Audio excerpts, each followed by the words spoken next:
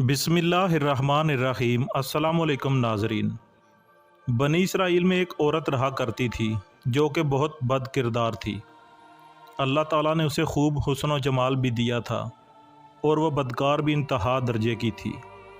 पूरी बस्ती के साथ उसके नाजायज़ ताल्लुकात थे और पूरी बस्ती ही उसे जानती मानती थी।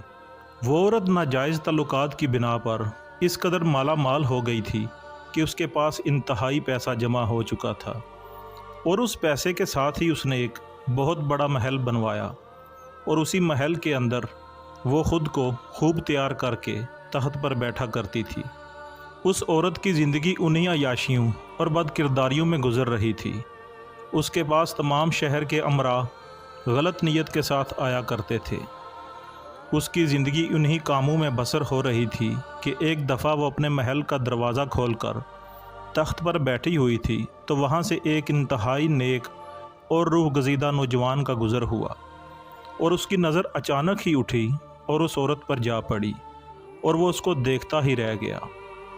उस औरत की तस्वीर उसके दिल में ऐसी छपी कि वो आगे तो चला गया मगर उसका ध्यान उधर ही लटक गया।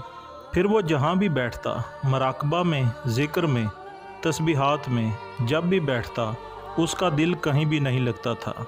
उस नौजवान की नज़रों में वो औरत ही छाई रहती थी।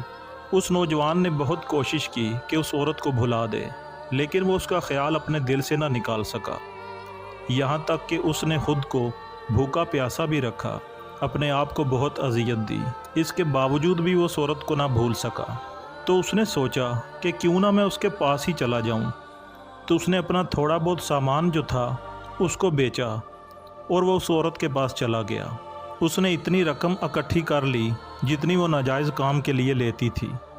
जब वो उसके पास पहुंचा तो उसने वो रकम उसको दी और उसके पास तख्त पर जा बैठा। तख्त पर बैठकर उन दोनों ने जब बातचीत शुरू की तो बातचीत करते हुए उस नौजवान का जिस्म कांपने लगा। तो उस औरत ने पूछा कि तुम्हें क्या हुआ है? तो उसने कहा कि मेरी तबीयत ख़राब हो गई है। असल में उसके दिल में खौफ खुदा आया कि सारी ज़िंदगी अल्लाह की इबादत करते हुए मुसल्ले पर गुजार दी और आज अल्लाह ताला उस औरत के साथ बैठे हुए भी उसको देख रहा है। तो उस औरत ने कहा कि तुम जिस काम के लिए आए हो वो काम करो और यहाँ से चले जाओ। तो उस नौजवान ने कहा कि मैंने जो रकम तुम्हें दी है वो तुम रख लो और बस मुझे जाने दो। तो वो औरत बहुत हैरान हुई कि तुम कैसे नौजवान हो कि तुमने कोई गलत काम भी नहीं किया और मुझे पैसे भी दे रहे हो। तो उसने कहा कि मैंने सारी ज़िंदगी अल्लाह ताला की इबादत में गुजार दी है और आज मैं ये गलत काम करने जा रहा था, लेकिन मेरे दिल में खौफ खुदा आया है और मैं यहाँ से जा रहा हूँ। तो वो ये सुनकर बहुत हैरान हुई और शर्मिंदा भी हुई कि मैं तो दिन रात गुनाह करती रहती हूँ और ये कैसा शख्स आया है कि वो एक दफ़ा भी गुनाह करने पर आमादा नहीं। उसकी ये बात उसके दिल में घर कर गई और वो तौबा करने लगी और उसके दिल में इतनी शर्मिंदगी पैदा हुई कि वो वहाँ से भाग जाना चाहती थी। उसने सोचा कि क्यों ना अल्लाह के नबी हज़रत मूसा अलैहिस्सलाम से पूछती हूँ कि क्या मेरे लिए भी कोई तौबा का दरवाज़ा है। तो जब वो वहाँ पहुँची तो हज़रत मूसा अलैहिस्सलाम बनी इसराइल के लोगों को हिदायत फरमा रहे थे। तो उसने एक शख्स के हाथों पैगाम पहुँचाया। तो उस शख्स ने हज़रत मूसा अलैहिस्सलाम से जाकर कहा कि फ़लाँ औरत आप अलैहिस्सलाम से मिलना चाहती है। तो हज़रत मूसा अलैहिस्सलाम बहुत गुस्सा हुए तो फरमाया कि मैं भला उस औरत से कैसे मिल सकता हूँ, लोग क्या सोचेंगे कि मेरा इसके साथ क्या ताल्लुक़ है। तो उन्होंने उसे मना कर दिया। तो उस शख्स ने आकर वैसे ही उस औरत को बताया कि हज़रत ने तो आपसे मिलने से इनकार कर दिया है।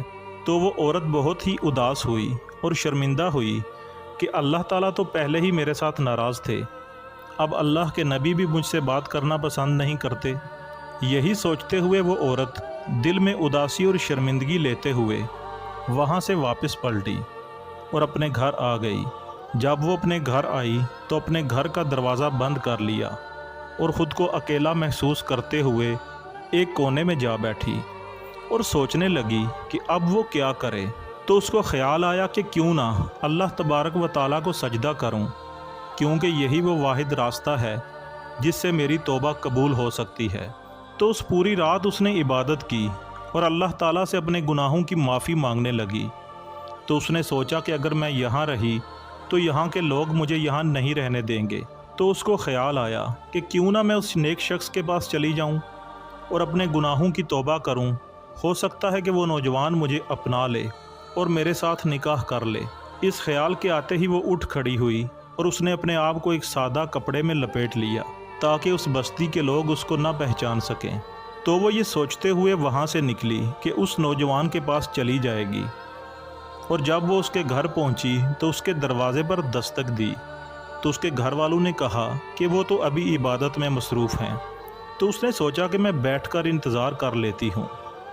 وہ بیٹھی اس نوجوان کا انتظار کر رہی تھی کہ اچانک اس نوجوان نے دروازہ کھولا۔ اس کو دیکھتے ہی اس کے دل میں وہ وقت یاد آ گیا اور وہ تھر تھر کانپنے لگا کہ یہ یہاں کیوں آئی ہے؟ کیا یہ پھر سے میرا ایمان خراب کرنے آئی ہے؟ تو اس خوف سے اس کا جسم کانپ اٹھا اور اس پر اس قدر خوف طاری ہوا کہ وہ زمین پر گر گیا، اور زمین پر گرتے ہی اس کی روح پرواز کر گئی۔ اس کے بعد اس عورت نے کچھ دن بعد اس کے گھر والوں کو بتایا کہ میں تو اس نیت سے آئی تھی۔ تو اس کے گھر والوں نے یہ سنا تو کہا کہ ہمارا ایک اور بھائی ہے، اگر تم چاہو تو اس کے ساتھ نکاح کر لو، اگر وہ رضامند ہوا تو اس نے کہا ٹھیک ہے، اگر وہ مان جائے تو میں نکاح کر لوں گی۔ تو اس کے بھائی نے کہا کہ اگر یہ پکی سچی توبہ کر چکی ہے تو میں اس کے ساتھ نکاح کرنے کے لیے تیار ہوں۔ تو اس طرح ان دونوں کا نکاح ہو گیا۔ تو اللہ تعالیٰ نے اسے 7 بیٹے عطا فرمائے، جو 7 کے 7 بعد میں اللہ کے ولی بنے۔ تو دیکھیے دوستو، کیسے اللہ تبارک و تعالیٰ نے اس کی دعا اور توبہ کو قبول فرمایا کہ اس کو اتنا بڑا مرتبہ دیا کہ اس کو ولیوں کی ماں بنا دیا۔ بے شک اللہ تعالیٰ بہت بڑا مہربان اور بخشنے والا ہے۔